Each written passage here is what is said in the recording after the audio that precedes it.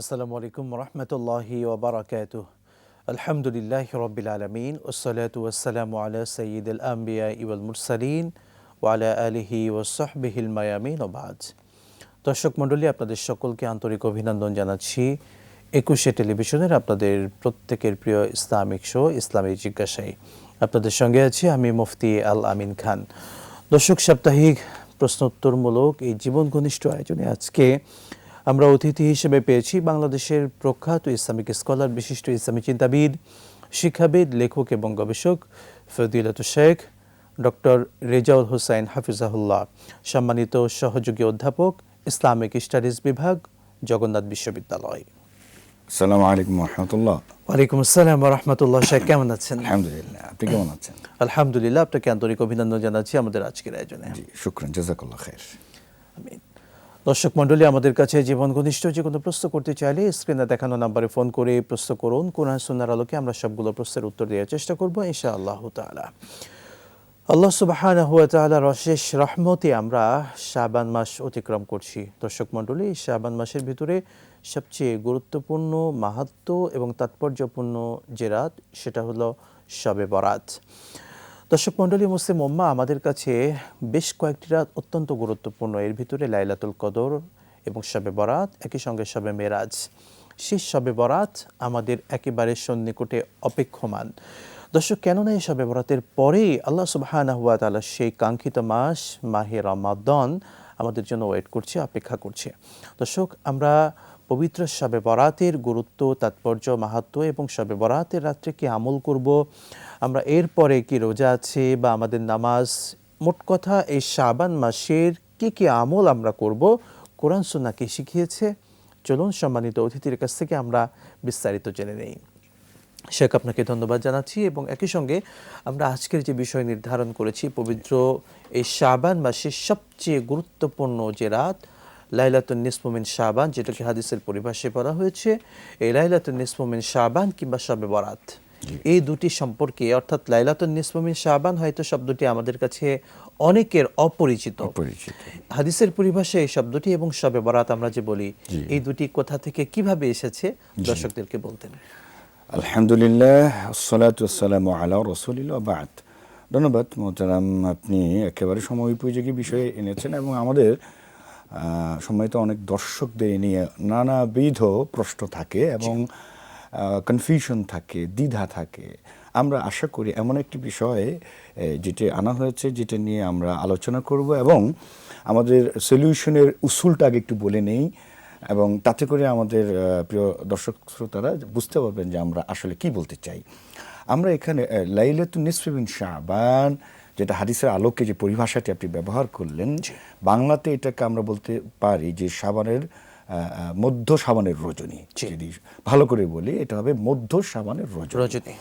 তো এই মধ্য শাবানের রজনীকে মানে লাইলাতুন নিসফু মিন শাবান, এখানে আমরা সুল যেটা হচ্ছে বাইনাল ইফরাত ওয়াত তাফরিত, অর্থাৎ এক্ষেত্রে আমাদের বাড়াবাড়িও হবে না, আমাদের ছাড়াছাড়িও হবে না। আমাদের সলিউশনটা এভাবে এই নীতি আলোকেই করব। তো প্রথমে আসেন, আপনি যে প্রশ্নটা করলেন সেটি হলো যে শবে বরাত শব্দটি কোত্থেকে আসলো, আর পাশাপাশি আপনি এটাও উচ্চারণ করলেন হাদিসের পরিভাষা লাইলাতুন নিসফু মিন শাবান, যেটা আমরা শাবানের মধ্য রজনী বাংলা অনুবাদ করলাম। দেখুন, সব শব্দটি কিন্তু অ্যারাবিক নয়, এটি ফার্সি এবং এই ফার্সির অর্থ হলো রাত। আর বারাত, এটা আরবিও আছে। এই শব্দটি কোরআনে এই আরবি এটা প্রতিশব্দ ব্যবহৃত হয়েছে, সূরা তাওবা যে বারাআতু মিনাল্লাহি ওয়া রাসূলিহি। এই বারাআ শব্দের অর্থ হচ্ছে মুক্তি লাভ করা, নাজাত লাভ করা। তো বা এটা বিচ্ছিন্ন অর্থেও কেউ ব্যবহার করেছেন। তো তাহলে এখানে বারাত শব্দের অর্থ হলো মানে ভাগ্য, হ্যাঁ, আর সব মানে হচ্ছে রাত। তাহলে এখানে ভাগ্য রজনী হিসেবে এটাকে অনুবাদ করা যায়, তাহলে শব্দটি হচ্ছে ফার্সি। আর আরবি হাদিসের পরিভাষা লাইলাতুন নিসফু মিন শাবান। এখন আসুন, কি করে এই সব এবং বারাত এটা আমাদের মধ্যে প্রচলন হলো, যে প্রশ্নটি আপনি করলেন, লাইলাতুন নিসফু মিন শাবান কেন আমাদের মধ্যে প্রচলন ঘটলো না? এটার কারণ হলো যে আপনি জানেন, যে কোনো একটি বিষয় যখন বহুল চর্চিত হয় সেটাই কিন্তু আমাদের মধ্যে প্রতিষ্ঠিত হয়ে যায়। এবং এগুলোর অনেকগুলো আমাদের মুআমালাত মুআশারাতের মধ্যে যেগুলো শরিয়ার পরিভাষায় উরফ বলা হয়, মানে যেটা রসম রেওয়াজ এমনভাবেই চর্চিত হয়, প্র্যাকটিসড হয় যে মানুষের মধ্যে ওটি যেন চলে আসে। মানে আরবিতে একটি কথা আছে গলত মাশহুর। গলত মাশহুর আসলে শব্দটি হচ্ছে বা যেটি আমরা ব্যবহার করার কথা লাইলাতুন নিসফি মিন শাবান, কিন্তু শবে বরাত ভুল না, হ্যাঁ, আমরা এটাকে অশুদ্ধ বলবো মানে না, ফার্সিগত দিক থেকে হতেই পারে একই কথা। যেমন আপনি রমাদান শব্দটি উচ্চারণ করেছেন, কোরআনের পরিভাষা আমরা এটাকে রমজান বলি। তাহলে কোরআন তো হচ্ছে রমাদান, মানে মাখারিজ হুরুফ বা মাখরাজ অনুযায়ী রমাদান, কিন্তু আমরা রমজান বলছি, আমরা এটাকে অশুদ্ধ বলছি না। তো রোজা বলছি, তাই না, নামাজ বলছি, এগুলো কোনোটাই অশুদ্ধ না, অন্য পরিভাষায় আমরা সেটা ব্যবহার করতেই পারি। কিন্তু উত্তম হলো, আজমত হলো ফুকাহাদের ভাষায় যে কোরআন এবং সুন্নাহ যে বিষয়ের পরিভাষায় ব্যবহার করা হচ্ছে সেটাই ব্যবহার করা উত্তম।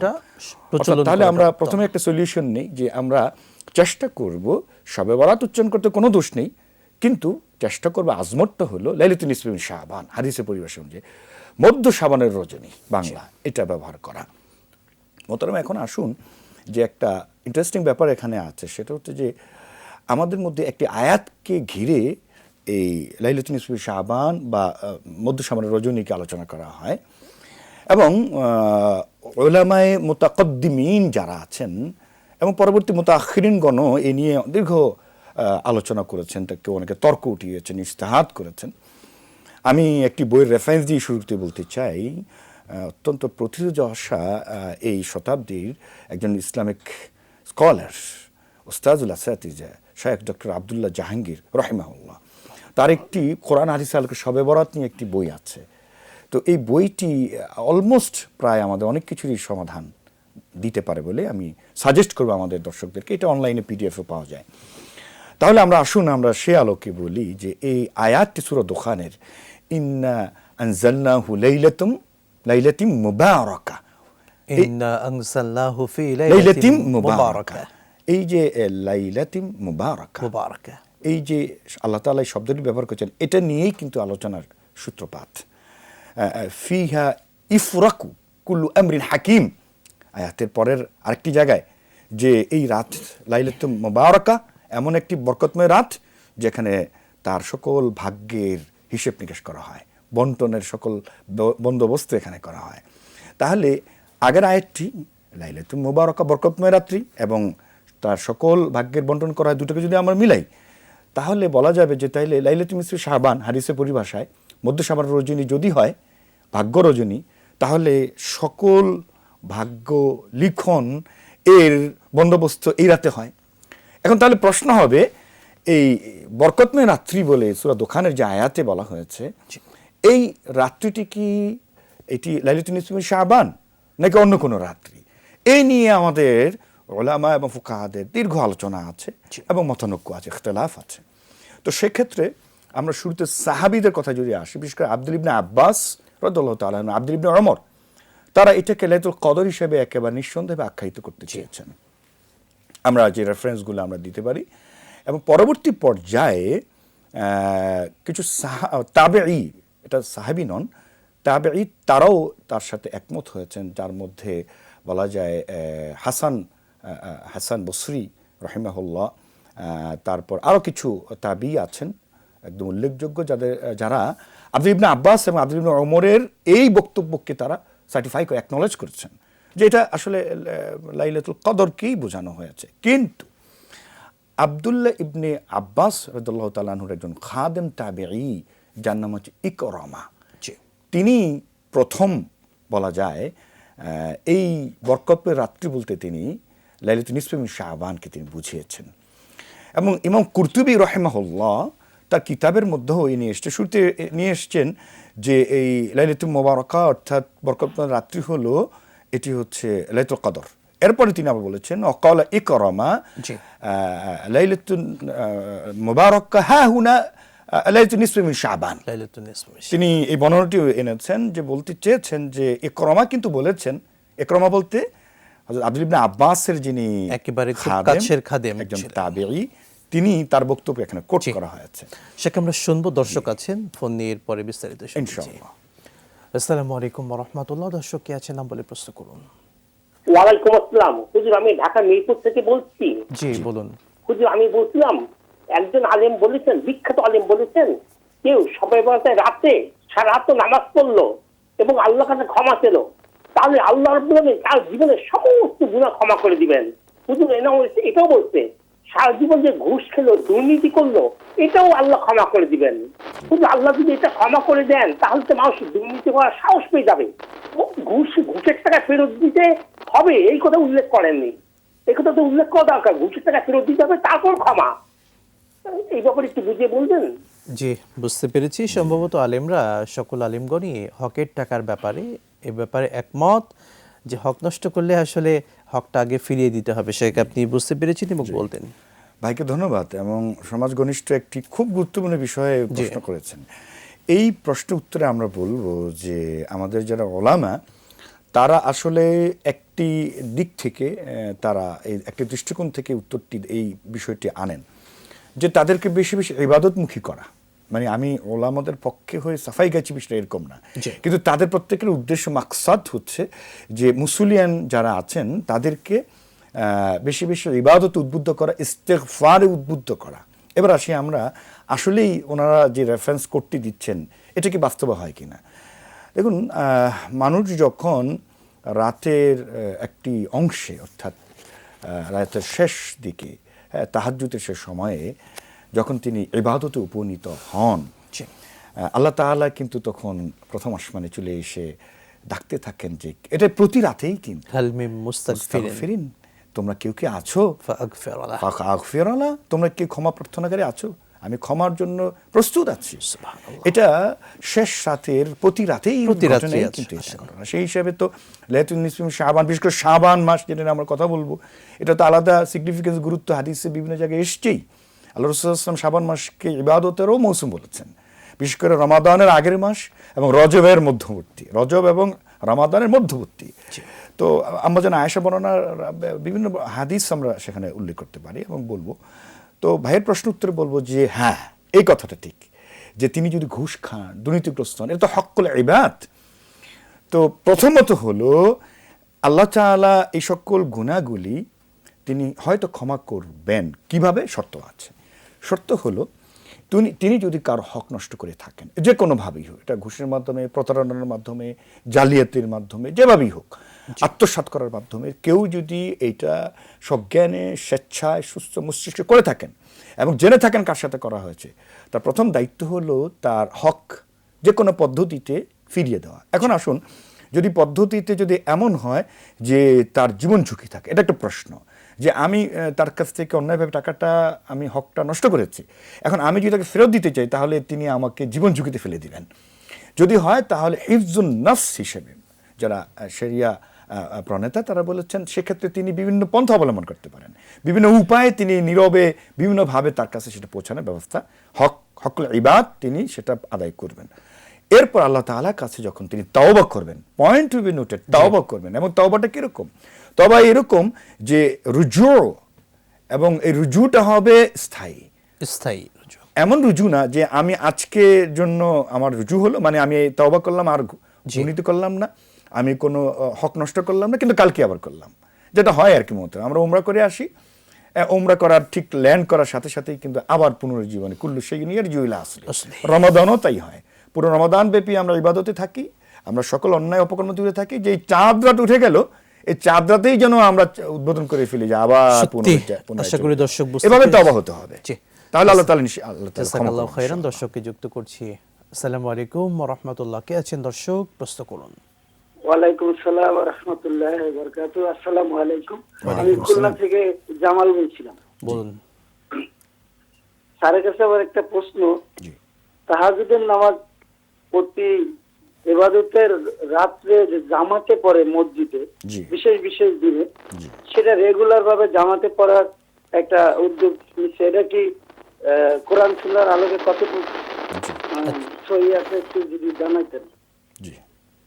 বুঝতে পেরেছি, সঙ্গেই থাকুন। শেখ আশা করি বুঝতে পেরেছেন তাহাজ্জুদের সালাত নিয়মিতভাবে জামাত আদায় করে পড়া প্রথম এটা ঠিক কিনা? কথা আমরা বলবো যে আমরা জামায়াতের সাথে সলাত আদায় করব শুধুমাত্র ফরজ সলাতগুলি। জি, এমনকি ফরজ যে সালাত তার আশেপাশে যে সুন্নাহ সলাত, নফল সলাত, সেগুলো আল্লাহ রাসূল সাল্লাল্লাহু আলাইহি ওয়াসাল্লাম ঘরে পড়তে উৎসাহিত উৎসাহিত করেছেন। নিজেও পড়েছেন, ঘরে উৎসাহিত করেছেন। কেন সেটারও তাৎপর্য বলি।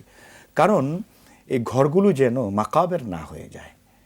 আল্লাহ তাআলা হাদিসে রাসূল সাল্লাল্লাহু আলাইহি ওয়াসাল্লাম কিন্তু এটা বলেছেন, ঘরগুলো যেন কি হয়, এটার জন্য আবাদ হয়, অর্থাৎ ঘরগুলো যেন কবরের স্থানে পরিণত না হয়।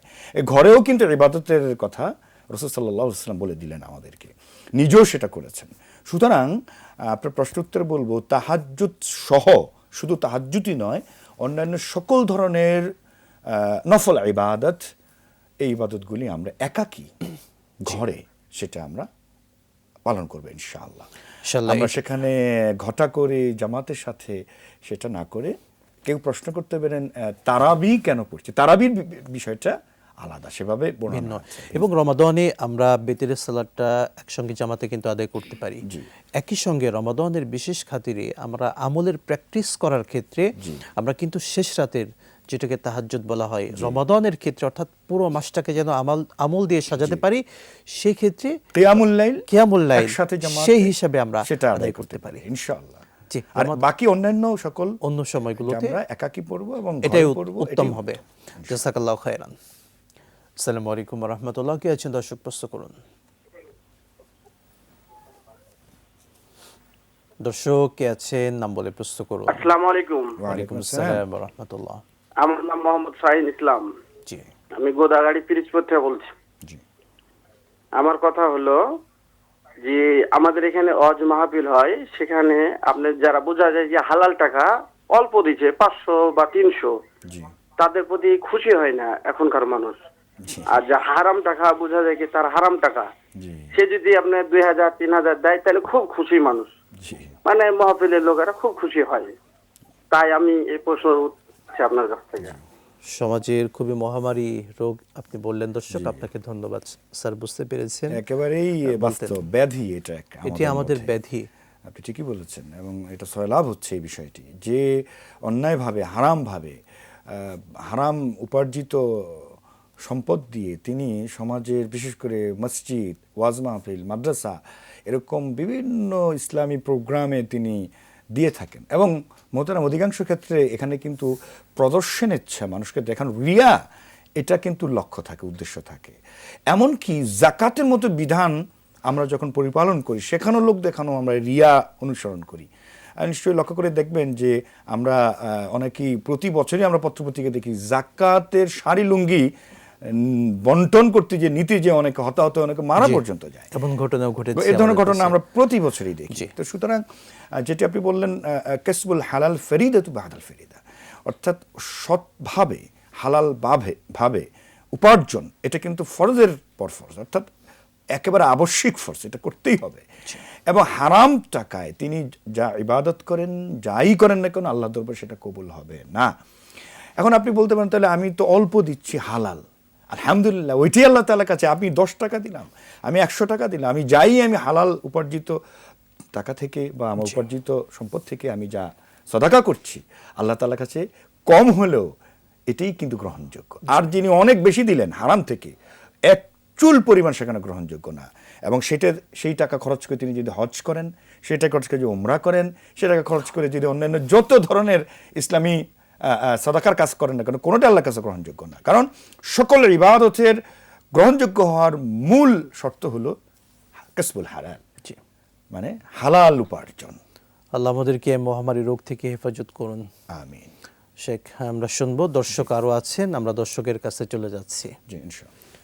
আসসালামু আলাইকুম ওয়া রাহমাতুল্লাহ। দর্শক কে আছেন, নাম বলে প্রশ্ন করুন।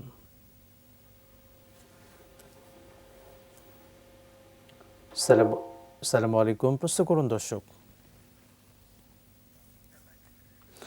লাইনটি সম্ভবত বিচ্ছিন্ন হয়েছে দর্শক, আমরা অপেক্ষায় থাকলাম, পুনরায় প্রশ্ন করবেন। জি শেখ মূল আলোচনায় যেতে চাই শবে বরাত লাইলাতুন নিসফু মিন শাবান। আমরা যেটাই বলি আমাদের মুসলিম উম্মার কাছে অত্যন্ত গুরুত্বপূর্ণ রাত, কিন্তু এই রাত্রের মর্যাদা এবং ফজিলত নিয়ে কোরআন সুন্নাহয় কি এসেছে?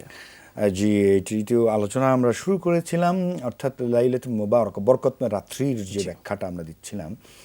তো সেই বিষয়ই মূলত আসলে যেই প্রচলনটি শুরু হয়, আমরা বলছিলাম যে তাবিঈ ইকরামা এবং তিনি ওই কোরআনের ওই আয়াতকে আব্দুল ইবনে আব্বাসের বর্ণনাকে তিনি স্বীকৃতি দিয়ে অ্যাকনলেজ করে সেই বর্ণনাটা দিচ্ছেন এবং এটা বহুল প্রচার লাভ করে। কিন্তু এটি হিজরি ২য় শতকে একজন প্রখ্যাত মুহাদ্দিস যার নাম আন-নাদুব বিন ইসমাইল, তিনি মূলত সিরিয়ার একজন মুহাদ্দিস এবং প্রখ্যাত মুহাদ্দিস। তো তিনি ইকরামার এই বিষয়টিকে, ইকরামার এই বক্তব্যকে, আব্দুল ইবনে আব্বাসের এই বর্ণনাটিকে এনে তিনি বলতে চেয়েছেন যে হাদিসের বর্ণনা অনুযায়ী, আব্দুল ইবনে আব্বাসের বর্ণনা অনুযায়ী এই লাইলাতুল মুবারাকা হলো মূলত আসলে লাইলাতুন নিসফু মিন শাবান। তো সেক্ষেত্রে এটি আমরা দেখতে পাই যে আন-নাদুব আল ইসমাইল যিনি 182 হিজরিতে ইন্তেকাল করেন, মানে হিজরির ২য় শতকের ঘটনা এটি। আর প্রথমে যে কথাটা আপনাকে বললাম যে ইকরামা যে বলেছেন, এটি হলো উমাইয়া শাসন আমলের ঘটনা।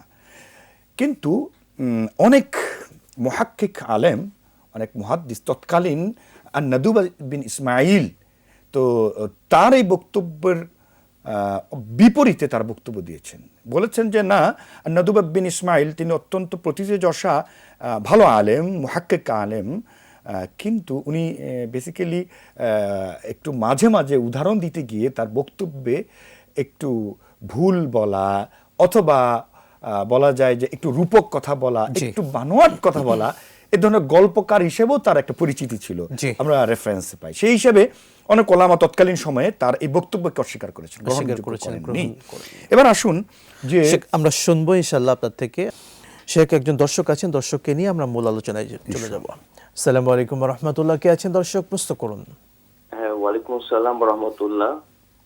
আমি আসিফুর রশিদ বলছিলাম রামপুরা বনশ্রী থেকে। বলুন ভাই। আমার দুইটা প্রশ্ন ছিল।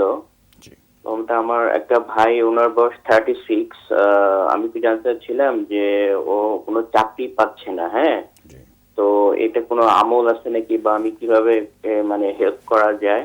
আর দ্বিতীয় প্রশ্ন হলো যাকাত ব্যাপারে, যে যাকাত প্র্যাকটিক্যালি কিভাবে আপনার পভার্টি মানে রিডিউস করে আর কি,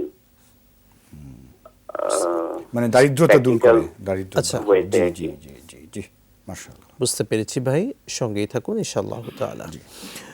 শেখ, প্রথম প্রশ্ন ছিল যারা এখনো চাকরি পাচ্ছে না বা রিজিক নিয়ে টেনশনে আছেন, তাদের জন্য চাকরির কিংবা আল্লাহ যেন উত্তম রিজিকের ব্যবস্থা করেন এমন কোনো আমল আছে কিনা? আসলে এটা খুব বাস্তব কথা। আমাদের দেশে প্রায় অলমোস্ট পূর্ণ বেকার বা অর্ধ বেকার হিসেব করলে প্রায় 3 কোটির মতো। এটা কিন্তু বিশাল একটি সংখ্যক জনগোষ্ঠী যাদের আসলে কোনো সত্যিকার অর্থে কোনো কাজ নেই। তো এটা আমাদের জন্য দুর্ভাগ্য যে এরকম একটা পরিস্থিতিতে আমরা আছি, কিন্তু এই দুর্ভাগ্য মেনে নেওয়া যাবে না। আল্লাহ তাআলা কোরআনে কারীমের মধ্যে কিন্তু বলেছেন যে লাইসা লিল ইনসানু ইল্লা মা সাআ। আল্লাহ তাআলা যে চেষ্টা করে না তার জন্য কিছু না, যে চেষ্টা করে সেই কিন্তু মানে জাদ্দা ফাওয়াজাদা, সেই কিন্তু পায়। তো এই জন্য প্রথম কথা হবে যে ভাই যিনি বলছেন, আমরা তাকে অবশ্যই বলবো, বিভিন্ন কিছু আমলের কথা বলবো, কিন্তু প্রথমে তার করণীয় হলো তার রিস্কের অন্বেষণের জন্য ফাইদা কুদিয়াতিস সালাত ফান্তাশিরু ফিল আরদ ওয়াবতাগু মিন ফাদলিল্লাহ। আল্লাহ তাআলা বলে দিলেন যখন তোমার ইবাদতটা শেষ হবে এরপর তুমি জমিনে ছড়িয়ে পড়ো তোমার রিস্ক অন্বেষণের জন্য, এবং আল্লাহর উপর তাওয়াক্কুল করে ভরসা করে চলে যেতে হবে। হাদিসে রাসূলুল্লাহ সাল্লাল্লাহু আলাইহি ওয়াসাল্লাম কিন্তু এই কথা বলেছেন যে একটি পাখি যখন সে নিড় থেকে বেরিয়ে যায় খালি পেটে, হ্যাঁ, তখন এই পাখিটি যখন দিন শেষে তার নিরে ঘরে ফিরে, এই পাখিটিকে পেট ভরে দেন কে? আল্লাহ তাআলা, তাই না? তো সুতরাং এটার জন্য আল্লাহর উপর তাওয়াক্কুল করে রিস্ক অন্বেষণের জন্য বেরিয়ে যেতে হবে, এই চেষ্টাটা তাকে সৎভাবে করে যেতে হবে।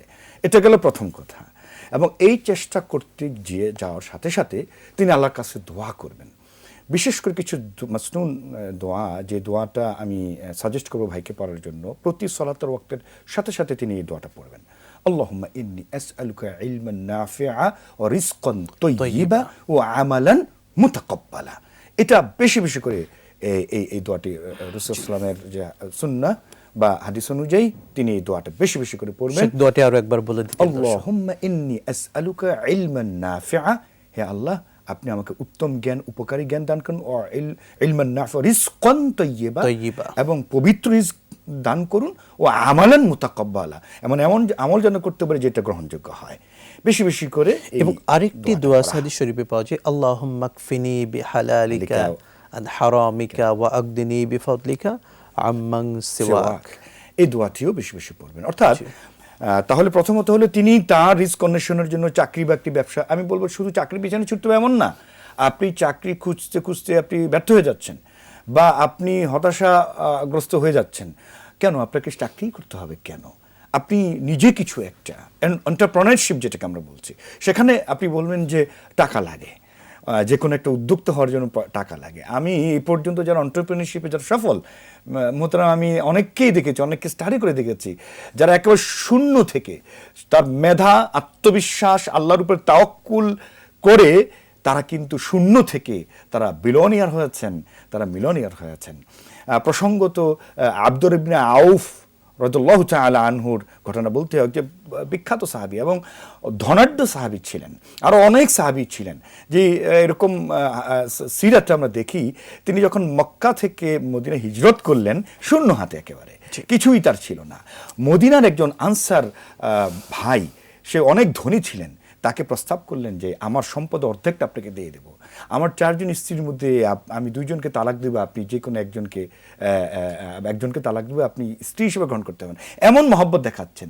তিনি বললেন যে না ভাই, আমাকে সেটা দিতে হবে না, বরং আপনি একটা কাজ করুন, মদিনার যে বাজারগুলি আছে যেখানে ভালো ব্যবসা বাণিজ্য হয় সেখানে আমাকে নিয়ে যান। আব্দুর রহমান আউফ রাদিয়াল্লাহু তাআলাকে তার ওই আনসার সাহাবী বন্ধু ভাই তাকে সেখানে নিয়ে গেলেন।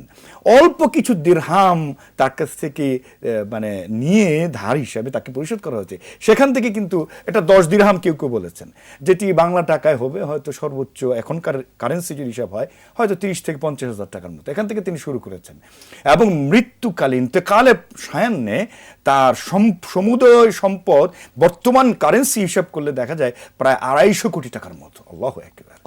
তাহলে দেখুন, শূন্য থেকে কিন্তু উদ্যোক্তা হওয়ার কারণে তার চেষ্টা, আল্লাহর উপর তাওয়াক্কুল করে নেমে গেলেন, তিনি কিন্তু একজন বিশিষ্ট ধনাঢ্য ব্যক্তিতে পরিণত হয়েছে। এই জন্য ভাইকে আমরা বলবো যে হতাশ হওয়ার কিছু নেই, আল্লাহর উপর তাওয়াক্কুল করুন, ইবাদতগুলি অর্থাৎ ফরজ সালাত আদায় করেন এবং হালাল উপার্জনের জন্য আপনি সচেষ্ট। আমরা কখনো কখনো একটাকেই টার্গেট করি যে আমি এটা পছন্দ করি, এই জবটাই আমাকে করতে হবে, এর বাইরে যাওয়া যাবে না।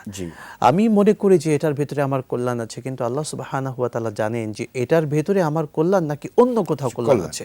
সুতরাং আমাকে অনেকগুলো চেষ্টা করতে হবে, আল্লাহ তাআলা যেখানে কল্যাণ রেখেছেন সেটাই আমি কিন্তু গেনার হবে ইনশাআল্লাহ। জাযাকাল্লাহু খাইরান। পরের যে প্রশ্ন ছিল আমাদের এই দর্শক ভাই বললেন, যাকাত কিভাবে সমাজের যে দারিদ্রতা আছে সেটাকে দূর করে, বুঝিয়ে বলতে আসে। যাকাতের উদ্দেশ্যই হলো আসলে দারিদ্রতা এমনভাবে বিমোচন হবে, একেবারে জাদুঘরে সেটা নিক্ষিপ্ত হবে ইনশাআল্লাহ। এবং সেটার বাস্তবতাও আমরা খোলাফা রাশিদিনদের এবং সাহাবীদের সেই সময়কালেও আমরা সেটা প্রমাণ, অসংখ্য প্রমাণ আমরা দেখতে পাবো। এখন আসুন, অর্থনৈতিকভাবে ইকোনমি এটার মেরুদণ্ড হচ্ছে এই জাকাত ব্যবস্থা। তো জাকাত হলো, আল্লাহ তাআলা বলেছেন যে এই জাকাত শব্দের অর্থই হচ্ছে আন-নামাআ আল বারাকা, অর্থাৎ এটা আল্লাহ তাআলা এখানে বারাকা রেখেছেন, জিয়াদা। এটা অনেকে আপনি প্রশ্ন করবেন যে জাকাত তো দেওয়ার পরে এটা কমে গেল, এটা বাড়লো কিভাবে? মনে রাখতে হবে এই সম্পদ দেওয়ার মালিককে আল্লাহ, কমানো মালিককে আল্লাহ, বাড়ানোর মালিককে আল্লাহ। সুতরাং এই সম্পদ যখন ওয়াসিআ অর্থাৎ প্রশস্ততা যদি আল্লাহ দান করেন, কারণ ঠেকাবার কারো কোনো জো আছে, কোনো সুযোগ আছে? কখনই কারোর সেই ক্ষমতা কারো নেই। সুতরাং আল্লাহ তাআলা বলছেন আমার প্রদত্ত এই বিধান অর্থাৎ যাকাত তোমরা যদি সঠিকভাবে আদায় করো, কিভাবে এই দারিদ্রতার করা হয়, তো উখাযু মিন আগনিয়াহিম ফাতুরদ্দু ইলা ফুকারাহিম, এটা ধনীদের কাছ থেকে নেওয়া হবে এবং এটা দরিদ্রদের মাঝে বন্টন করা হবে। এই যে একটা সাম্যতা অর্থনৈতিক একটা, আমরা যেটা জানি যে পুঁজিবাদী অর্থ ব্যবস্থায় একটা শ্রেণী ধনী থেকে ধনী হতে থাকে, বাট জাকাত ভিত্তিক সাম্য ভিত্তিক অর্থ ব্যবস্থার মধ্যে যেটা আমরা উদাহরণ বলতে চাই যে খোলাফা রাশিদের সময় জাকাত গ্রহীতা কাকে খুঁজে পাওয়া যাচ্ছিল না। আল্লাহু আকবার। হ্যাঁ, তো উখাদমি নাগনিয়াহিম, ধনীদের থেকে না হচ্ছে। আমাদের সমাজে কিন্তু সেটি নেই, অনুপস্থিত। সেই জন্যই দারিদ্রতা প্রত্যেক বছর থেকেই যাচ্ছে। জাকাত আমরা দিচ্ছি কিন্তু সমাজ উপকৃত হওয়ার সেটা কিন্তু হচ্ছে না। কারণ মোহতারাম, আমরা প্রপারলি জি। যেভাবে করে এটা বন্টন হওয়া দরকার, যেভাবে বন্দোবস্ত হওয়া দরকার ছিল, সেটা হচ্ছে না। কারণ মূলত জাকাত তো আদায় হবে রাষ্ট্রীয়ভাবে। আল্লাযীনা ইম্মাক্কানাহুম, যারা এই সমাজে এই ভূমিতে যারা অধিষ্ঠিত হবে কর্তৃত্বের, আকামুস সালাত ওয়া আতাহুজ যাকাত, প্রথমেই যে কাজটি করবেন সালাতকে কায়েম করে নেবেন, এবং দ্বিতীয় দফায় যে কাজটি আল্লাহ তাআলা দিলেন সেটা হচ্ছে তিনি যাকাত ব্যবস্থা চালান। জাযাকাল্লাহু খায়রান। এটা হচ্ছে সিস্টেম। চমৎকার বলছিলেন, আমরা দর্শককে যুক্ত করছি। আসসালামু আলাইকুম ওয়া রাহমাতুল্লাহ। কে আছেন দর্শক, প্রশ্ন করুন। ভাই আমি আমদাদ মিরপুর থেকে। বলুন। আমি আমদাদ মিরপুর থেকে। জি, বুঝতে পেরেছি। আমার দুইটা প্রশ্ন, একটা হচ্ছে তারাবি, কিয়ামুল লাইল এবং তাহাজ্জুদ এটা একই নামাজ কিনা। জি। আর 2 নম্বর প্রশ্ন হচ্ছে ওই যে কিছু কিছু লোক আছে স্বপ্নে বলে আমি স্বপ্নে পেয়েছি, ওনারা ঝাড়ফুঁক করে ওষুধ দেয়, ওইটা নেওয়া জায়েজ হবে কিনা। জি, বুঝতে পেরেছি আমরা আপনার প্রশ্নগুলো, যুক্ত থাকুন। শেখ বুঝতে পেরেছেন, আপনি বলতেন তারাবি, কিয়ামুল লাইল এবং তাহাজ্জুদ এগুলো এক কিনা। জি, তিনি যদি তাহাজ্জুদকে কিয়ামুল লাইল হিসেবে আদায় করেন তারাবি হয়ে গেল। তারাবির পর তিনি তাহাজ্জুদকে কিয়ামুল লাইল হিসেবে, অর্থাৎ তারাবি শেষ করার পর রাত্রিকালীন 12টার পর থেকে একেবারে সাহরি পর্যন্ত আদায় করলেন, সেটাও কি হয়ে গেল? কিয়ামুল লাইল হয়ে গেল। সুতরাং কেউ যদি তাহাজ্জুদ না আদায় করে তিনি তারাবিকে লম্বা করে তিনি আদায় করে নেন, তাহলে সেটাও কিয়ামুল লাইল হয়ে গেল। সুতরাং আমরা তারাবিকেও কিয়ামুল লাইল বলতে পারি, তারাবিকে তারাবি আলাদা বলতে পারি, এবং তারাবি আদায় করে তিনি যে তাহাজ্জুদটি বললেন সেটাও কিয়ামুল লাইল। এবং এই প্রচলন কিন্তু এটা হারামাইনের মধ্যে আছে, আমাদের দেশে অনেক দেশে মাশাআল্লাহ অনেক মসজিদে তারাবির পর আবার কিয়ামুল লাইল আলাদা ব্যবস্থা, অর্থাৎ রাত্রিকালীন তাহাজ্জুদ একেবারে সাহারি পর্যন্ত সেটারও ব্যবস্থা। এবং রাত্রেও বিভিন্ন মসজিদে আমরা দেখেছি পবিত্র কোরআনকে খতম করা হচ্ছে পুরো একটি মাস জুড়ে কিয়ামুল লাইল, অর্থাৎ তারাবিতেও হচ্ছে, কিয়ামুল লাইলেও হচ্ছে। এবং বিশেষ করে আমরা আরও দেখছি ইদানিং, যেটা আমরা খুব অ্যাপ্রিসিয়েট করছি, বেশি বেশি এনকারেজ করছি, হারামাইনে যেটা হয় সেটা হচ্ছে বিশেষ করে শেষ দশক একেবারে তারাবি শেষ করার পর রাত ব্যাপী কিয়ামুল লাইলে দাঁড়িয়ে একদম সাহারি পর্যন্ত, মাশাআল্লাহ এটা আমাদের অনেক মসজিদে এটা শুরু হয়েছে। আমরা বেশি বেশি এটাকে এনকারেজ করবো, সব মসজিদে যেন এটা। তাহলে সেখানে আমরা মূল কথা বলতে পারি, আমরা কিয়ামুল লাইল এবং তাহাজ্জুদ একই নামাজ বলতে পারি, এবং তারাবি যেটা পড়ি সেটা যদি আলাদাভাবে আদায় করি এটা আলাদা, তারাবির সালাত এটা নির্দিষ্ট। আর একই সঙ্গে আমরা যদি কিয়ামুল লাইল বলতে তো পুরো রাত্রের নামাজ, রাত্রিকালীন নামাজ, এবং আমরা তারাবি বলতে কিন্তু মনে করি যে তাড়াতাড়ি, আমাদের পরিভাষায় যত তাড়াতাড়ি। তারাবি অর্থ হলো বিশ্রাম নিয়ে, থেমে থেমে লম্বা করে। আমি এইদিকে একটু নামাজ আদায় করলাম, প্রথম রাত্রে আদায় করে একটু বিশ্রাম নিয়ে শেষ রাত্রে আবার পড়লাম। সুতরাং এটাতে আলাদা কোনো বিভেদের যে ব্যাপারটা, এরকম কোনো বিভেদ নেই, এটার মধ্যে কোনোদিন ইফতেরাকও নেই। হ্যাঁ, আরেকটা প্রশ্ন করেছেন মনে হয় আমাদের ভাই, স্বপ্নে পাওয়া ব্যক্তির ঝাড়ফুঁক নেওয়া যাবে কিনা? অনেক ব্যক্তি স্বপ্নে পায় যে আমি এটা দেখেছি, এটা দিয়ে ঝাড়ফুঁক করলে, পানি পড়া দিলে, কিংবা এই গাছটা দিলে কাজে লাগবে, এটা নেওয়া যাবে কিনা? এটা আংশিক নেওয়া যাবে, আংশিক নেওয়া যাবে না এই বিষয়ে। সেটা হচ্ছে তিনি ঝাড়ফুঁক সুন্নাহ সমর্থিত রুকিয়া যেটা বলা হয়, রাসূলুল্লাহ সাল্লাল্লাহু আলাইহি ওয়াসাল্লাম করেছেন। কোরআনের আয়াত দিয়ে রুকিয়া করা, এটা কোরআন হাদিস থেকে হতে হবে প্রপারলি। কিন্তু তিনি স্বপ্নে পেয়েছেন অমুক কাঠ দিয়ে, অমুক গাছগাছালি দিয়ে, অমুক এই উপকরণ দিয়ে এটা দিলে এই হয়ে যাবে, এটা করা সুন্নাহ সমর্থিত নয়, ইসলাম সমর্থিত নয়। আশা করি আমাদের ভাই উত্তরটি পেয়েছেন। এবং আমাদের এইটা এক ধরনের একটা বাণিজ্যে পরিণত হয়েছে মোহতারাম, এটা আনফরচুনেট যে আমরা স্বপ্নে দেখেছি এই সব গাছ খেলে বা এইভাবে করে তাদবির করলে, এইভাবে করলে ভালো হয়ে যাবে। আমার মনে হয় এগুলি আমাদের সমাজে কুসংস্কার, এগুলো থেকে বিরত থাকি। হ্যাঁ, কোরআন দিয়ে কোনো আলেম, ভালো হক্কানি আলেম যদি তিনি রুকিয়া করেন তাহলে এটা। জাযাকাল্লাহু খায়রান। দর্শককে যুক্ত করছি। আসসালামু আলাইকুম ওয়া রাহমাতুল্লাহ। দর্শক কে আছেন, প্রশ্ন করুন। আসসালামু আলাইকুম। আমি ওয়ালাইকুম আসসালাম। মামুন রাজা বলছি নওগাঁ থেকে। আমার দুইটি প্রশ্ন। হ্যাঁ মামুন ভাই বলুন। এক নম্বর হলো পবিত্র শবে বরাত রাতে বিশেষ কোনো আমল, জি নামাজ, দোয়া, মিলাদ এসব আছে কিনা সহিহ হাদিসে এবং আছে কিনা? জি আর 2 নম্বর হলো যে ভাগ্যের মন্দ দিক হইতে রক্ষার জন্য কোরআন ও হাদিসের আলোকে আমরা আল্লাহর কাছে কি দোয়া করব? জি এই দুইটা। চমৎকার প্রশ্ন আসসালামু করেছেন, সঙ্গেই থাকুন, আমরা উত্তর দেব। সেটা আমাদের একজন দর্শকের প্রশ্ন ছিল পবিত্র শবে বরাতের রাত্রে আমরা কি কি আমল করব? জি, আমলের ব্যাপারে আসলে এই লাইলাতুন নিসফি শাবানের ব্যাপারে দুটো হাদিস আমি একটু আপনার সাথে শেয়ার করতে চাই। আবু মুসা আশআরি রাদিয়াল্লাহু তাআলা আনহু বর্ণনা, রাসূল সাল্লাল্লাহু আলাইহি ওয়াসাল্লাম বলেছেন, ইন্নাল্লাহা লা ইয়াতলাউ ফি লাইলাতিন নিসফি মিন শাবান ফায়াগফির লিজামিই খালকিহি ইল্লা লিমুশরিকিন আও মুশাহিনিন। এই হাদিসে রাসূল সাল্লাল্লাহু আলাইহি ওয়াসাল্লাম বলছেন যে আল্লাহ তাআলা এই মধ্য শাবানের রজনীতে তিনি দৃষ্টিপাত করেন এবং ফায়াগফিরু লিজামিই খালকিহি, সকল সৃষ্টিকে তিনি ক্ষমা করে দেন। দুই শ্রেণী ছাড়া, এক হচ্ছে যারা শিরক করবে মুশরিক, আর মুশাহিন বিদ্বেষ সৃষ্টিকারী। তো দেখুন, একটি কিন্তু আকীদার সাথে একেবারে সরাসরি, অর্থাৎ তাওহীদের বিপরীত শিরক, অর্থাৎ শিরক যে না করলো, আরেকটি হচ্ছে মুআশারাতের সাথে, মুআমালাত, অর্থাৎ হিংসা বিদ্বেষ, এখান থেকে যে বিরত থাকলো তাকে আল্লাহ তাআলা এদেরকে ছাড়া বাকি সবাইকে ক্ষমা করে দেবে। সুবহানাল্লাহ, এটা একটা হাদিস আছে। আরেকটি হচ্ছে আলী রাদিয়াল্লাহু আনহু হাদিস এসেছে যে রোজা রাখা, ইযা কানাত লাইলাতুন নিসফি মিন শাবান ফাকুমু লাইলা ওয়াসুমু নাহারাহা, যে যখন এই মধ্য শাবানের রজনী আসতো তখন রাসূল সাল্লাল্লাহু আলাইহি ওয়াসাল্লাম বললেন যে ফাকুমু, মানে দিনের বেলায় তার রোজা রাখবে, ফাকুমু লাইলা, রাতে তার ইবাদত তোমরা করো, এই বর্ণনা।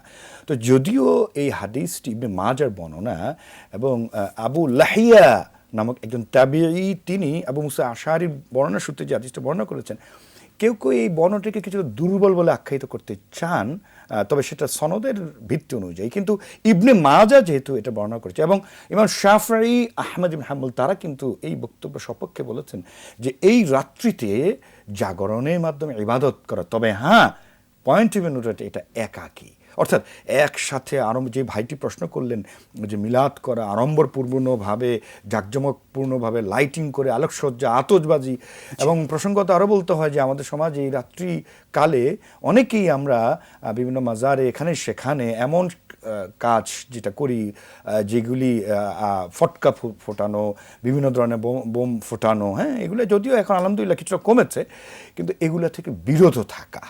তবে সেক্ষেত্রে কেউ কেউ আমাদেরকে এটাও বলেন যে তাহলে ওই দিনে আমরা কিছু খাওয়া দাওয়ার আয়োজন করি এবং সেটা বিলি বন্টনও আমরা করি এবং দান সাদাকাও করি। সেক্ষেত্রে আমরা তাদের কাউকে ডিসকারেজ করবো, বরং আরও এনকারেজ করবো। কারণ আপনি জানেন মোহতারাম যে আইউল ইসলামী খয়রুন, ইসলামী উত্তম কাজ তো সালাম আলাম আরফতাম তারিফ, অর্থাৎ পরিচিত অপরিচিতকে সালাম এবং খানা খাওয়ানো, সেটা যে কোনো সময় উত্তম। আর যদি আমরা শাবান এবং মধ্য শাবানের এই সময়কে কেন্দ্র করে যদি আমরা কিছু সাদাকা করি, মানুষকে খাওয়াই, আত্মীয় প্রতিবেশীকে, সেটা অসুবিধা নেই, কোনো সমস্যা নেই, সেই ক্ষেত্রে আমরা মানা করব না। কিন্তু এইটাকে যেন আবার আবশ্যিক যেন মনে না করে, ইবাদতের মানে আবশ্যিক পার্ট যেন আমরা মনে না করি, এটা একটা বিষয়।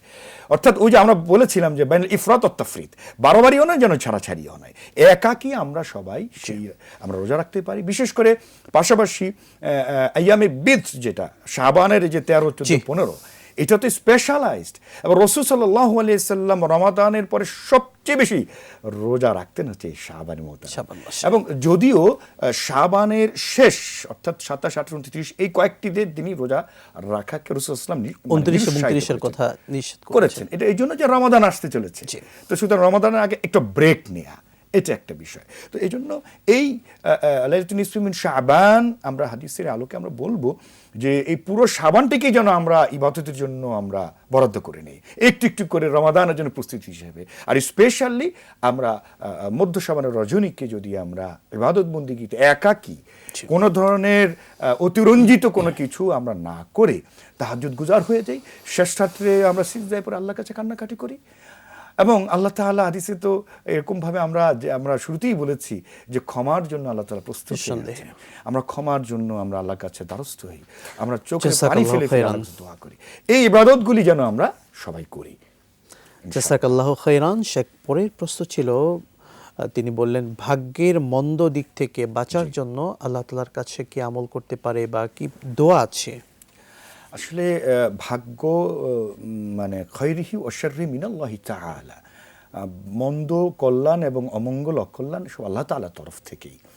কিন্তু এই প্রসঙ্গে আমার ভাইকে একটু বলতে চাই গুরুত্বের সাথে, এটা এই জন্য বসে থাকা না যেন যে আল্লাহ তাআলা আমার খারাপ ভাগ্য রেখেছেন বলেই আমি খারাপের মধ্যে থাকতে হবে, না। ইন্নাল্লাহ লা ইউগাইয়িরু, যে আয়াতিল আখিল আয়াত, যে আল্লাহ তাআলা সেই ব্যক্তি এবং মানে কোনো গোষ্ঠীর ভাগ্য পরিবর্তন করেন না হাত্তা ইউগাইয়িরু লিআনফুসিহিম, যতক্ষণ নিজেরা সেই ভাগ্য পরিবর্তনে সচেষ্ট না হয়। তো সেজন্য তিনি প্রথমত ইসলাম বলছে আপনি আপনার ভাগ্য পরিবর্তন সচেষ্ট হন।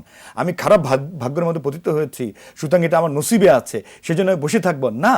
আল্লাহ তাআলা একটা ফিতরত দিয়েছেন, একটা প্রকৃতির, একটা সৃষ্টির, যেটাকে ন্যাচারাল ল বলা হয়, একটা প্রকৃতির নিয়ম দিয়েছেন। তো সেজন্য আমার কি উচিত হবে? আমার প্রথম কাজ হবে এই ভাগ্য পরিবর্তনের জন্য সচেষ্ট হওয়া, এক। দুই হলো আল্লাহ তাআলার কাছে বেশি বেশি দোয়া করা, ভাগ্য পরিবর্তন, বেশি বেশি রিজকের জন্য দোয়া করা, আল্লাহ যেন ভালো ভালো, এবং দোয়ার মাধ্যমে কিন্তু তাকদীরও পরিবর্তন হয়ে যায়। আমি বলবো, দেখুন, আমি দোয়ার ব্যাপারে একটি কথা একেবারে সাফ বলে দিতে চাই, সেটা হচ্ছে যে মাসনুনের হাদিস থেকে আপনি দোয়া পেয়েই যাবেন, আমাদের অনেক কিতাবের মধ্যে পাবেন, আপনি গুগল সার্চ করলে পেয়ে যাবেন। কিন্তু আমি পার্সোনালি সাজেস্ট করবো যে ভাই আপনি চোখের পানি ফেলে, এই যে লাইলাতুল নিসফে শাবান, আপনি ওই দিন রাতে একাকী নীরবে নিভৃতে চোখের পানি ফেলে আপনি আল্লাহর কাছে নিজের মনোভাব, আপনি আপনার আকুতি মিনতিগুলো প্রকাশ করেন। আল্লাহ তাআলা সেটাই চান। আল্লাহ তাআলা আপনার চোখের পানি ফেললেন, এটা মাছির সমপরিমাণ ফোঁটাও যদি হয়, আল্লাহ তাআলা ওটা পছন্দ করেন এবং ওই দোয়াই আল্লাহ তাআলা কবুল করেন। এভাবে করে যদি আপনি এই পদ্ধতিতে মনের, আপনার নিজের ভাষায় আপনি আল্লাহর কাছে কেঁদে কেঁদে দোয়া করেন এবং মনের আবেগ নিয়ে, মনের ইচ্ছাটুকু নিয়ে, আকাঙ্ক্ষা নিয়ে আপনি করেন, ইনশাআল্লাহ এই দোয়া আল্লাহ তাআলা উদউনি আস্তাজিব লাকুম, আল্লাহ তাআলা বলছে এই দোয়া করো, আমি সেই দোয়া কবুল করার জন্য আমি। জাযাকাল্লাহু খাইরান। শেখ, জানতে চাই রমাদান সামনে রেখে আমরা আমাদের প্রস্তুতি কি গ্রহণ করতে পারি? যেহেতু ইবাদতের একটা মৌসুম আমাদের হাতছানি যে ডাকছে, আল্লাহ তাআলা যেন আমাদেরকে অবশ্যই বাল্লিগনা রমাদান পর্যন্ত যেন আমাদেরকে সকলকে পৌঁছে দেন। তো সুতরাং রমাদানকে ওয়েলকাম করার জন্য, অভ্যর্থনা দেওয়ার জন্য আমাদের এই শাবান মাস হচ্ছে আমাদের একটা উৎকৃষ্ট সময়। আমরা এই সময়ে, এই বিশেষ করে 13, 14, 15 এই 3 দিন আমরা রোজা রাখা করব এবং আরও যদি বেশি পারি শেষ আগ পর্যন্ত আমরা প্রতিদিন, বিশেষ করে আমরা যেই সপ্তাহে 2 দিন রাসূল সাল্লাল্লাহু আলাইহি ওয়াসাল্লাম রোজা রাখাকে উৎসাহিত করেছেন, সোমবার এবং বৃহস্পতিবার। এই মাসে যে কয়টি সোম এবং বৃহস্পতি, 13, 14, 15, এই 5টি, এটা একটা আমাদের রমাদানকে অভ্যর্থনার জন্য একটা আগাম প্রিপারেশন।